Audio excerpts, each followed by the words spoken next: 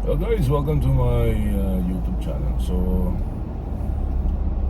uh, ano ba sa Pilipinas ngayon?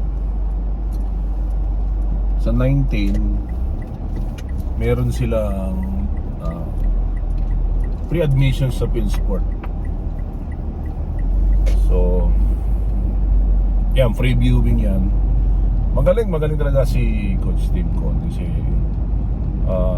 pinai-enjoy niya talaga yung mga Gilas players para makita inspiration na rin, para magandang motivasyon sa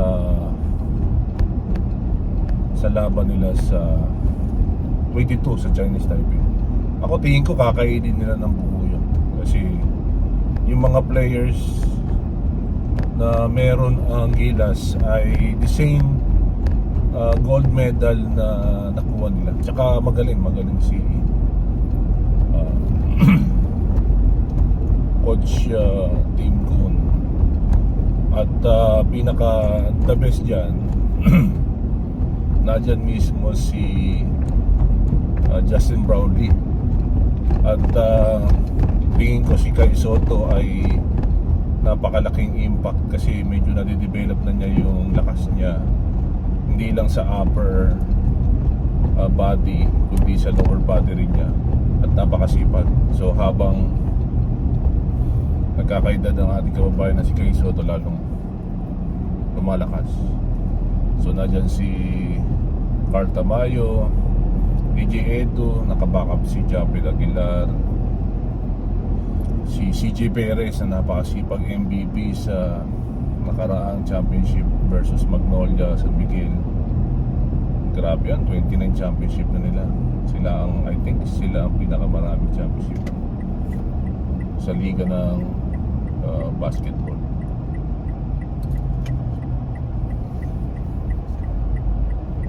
So kitang-kita natin talagang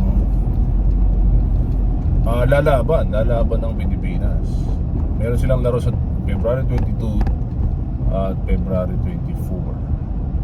Sa Pilipinas ay anong araw na yun? 17. So 18 bukas meron silang previewing bago sila lumipad. Chances are maipanalo nila ang laban nila sa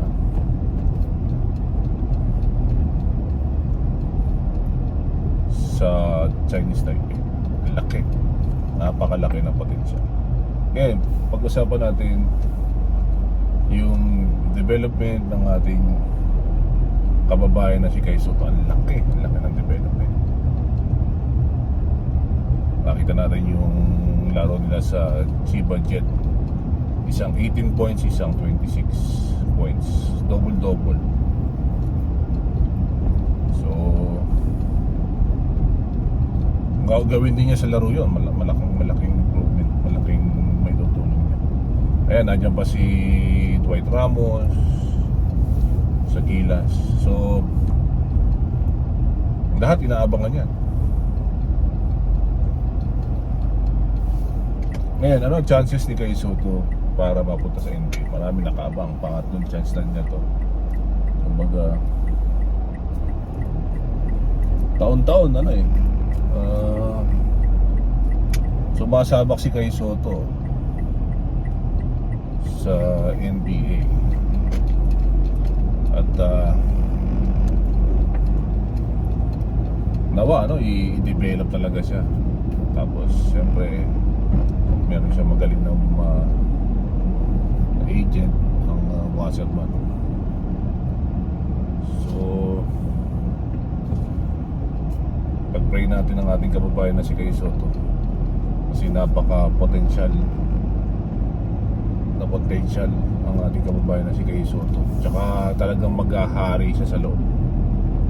Kumbaga nagiging mamaw na yung katawan niya.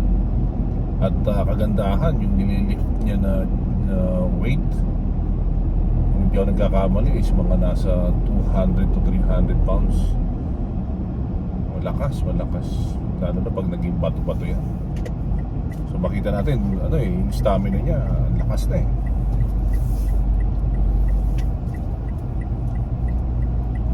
talagang kailangan niyang gumaling at lumakas. Number one, yung lumakas yung katawan, kasi given na yung given na yung skills niya sa basketball, meron na dinevelop na lang niya yung dribbling skills niya, pero yung shooting medyo okay naman na.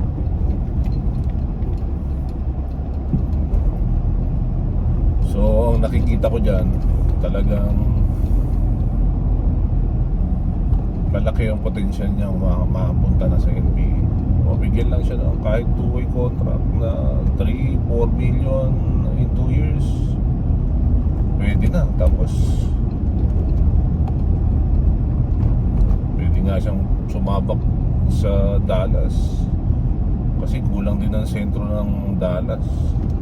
Or kung malakas ang Dallas, pumunta siya sa pinakamahinang team na siya ang pwedeng first 5. Pero syempre dyan, mag-uumpisa, na-bench ka lang hanggang sa makita yung potential mo, hanggang sa i-develop ka, hanggang sa'yo na. Tsaka malaking market value ang maibibigay ng isang Kai Sotto sa NBA. Bakit? Kasi ang daming fan base ng isang Kai Sotto, lalo na sa California, pinakamarami Pilipino dyan. So ako, naniniwala ako pa-NBA ng ating kababayan na si Kai Sotto. Talagang kailangan talaga niyang magpaka-mamaw na para makuha na niya ang kanyang minimiti. Kumbaga sa kanya try and try and try until you succeed. Pag after ng bilig,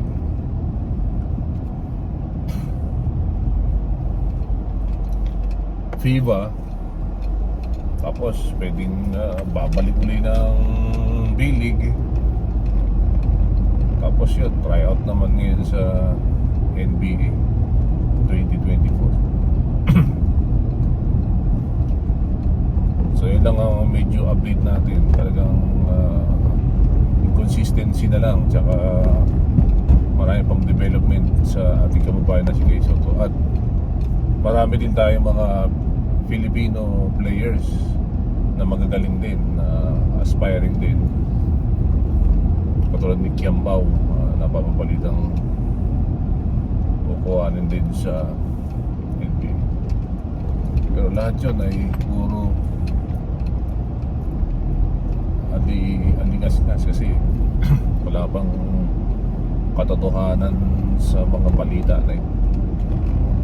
Pero alam ko maraming nag-aabang sa pagkatrap ng ating kababayan na si Kai Sotto. Bigyan lang ng matinding break.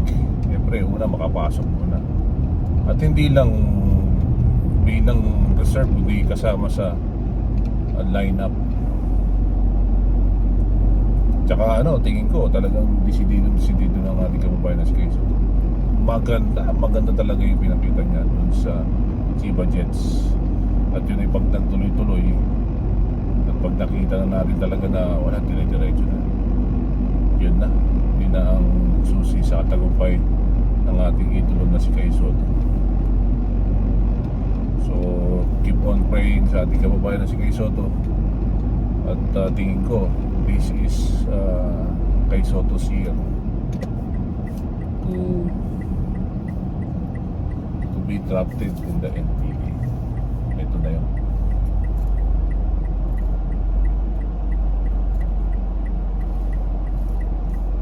Tuloy-tuloy lang tayo. Tsaka we're having fun watching ating kababayan na si Kai Sotto. Kasi ang sarap din panoorin Kumbaga sa San Antonio Spurs, yung mga guard magaling na player si Wemby, kaya lang yung mga nasa paligid niya ng mga guard dapat i-trade sa ibang team. Ganon din kailangan ni Kai Soto, kailangan niya ng magaling na point guard at talagang may vision na pumasa sa loob kasi magaling pumeso ang ating kababayan si Kai Soto. At nawa ma-develop din na ating kababayan na si Kai Soto yung low post tsaka yung dribbling skills na mala Jokic at magaling na diskarte sa pag-dribble ni Luka Doncic. Talagang ako nakikita